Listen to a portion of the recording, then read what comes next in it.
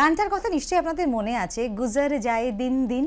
এই গানটি গুজর যায় দিন দিন দিন, একদমই এই গানটি কিন্তু সলিল চৌধুরী তৈরি করেছিলেন কিশোর কুমারজির জন্য। কিশোর কুমারজিকে বলা হলো যে তোমার জন্য একটা গান লিখেছি। এবার কিশোর কুমারজি তখন বললেন যে আমি জানি তুমি খুব শক্ত গান বানিয়েছো, যে গানটা করা আমার পক্ষে সম্ভব না, কারণ তুমি সহজ গান করতে পারো না, তুমি কঠিন গান বানাও। জানো আমি একটা স্বপ্ন দেখেছি, কিশোর কুমারজি এই কথা বলছেন সলিল চৌধুরীকে, আমি একটা স্বপ্ন দেখেছি। সেই স্বপ্নে আমি দেখলাম যে তুমি আমার পেছনে ছুটছো, এবং আমি খুব দৌড়ে ছুটে চলে যাচ্ছি, তুমি আমাকে বলছো কিশোর যাস না, আমি কঠিন গান বানাইনি, আমি সহজ গান বানিয়েছি তোর জন্য। কিন্তু কিশোর কুমারজি ছুটে না, তুমি কখনোই আমার জন্য সহজ গান বানাতেই পারো না, তুমি নিশ্চয়ই খুব কঠিন গান বানিয়েছো যেখানে আমি গাইতে পারবো না। এটা কিন্তু স্বপ্নে দেখছেন কিশোর কুমারজি। এরপর যথারীতি সামনাসামনি সাক্ষাৎ, তো তারপরে খাটে বসে গান শেখা শুরু হলো আর কি।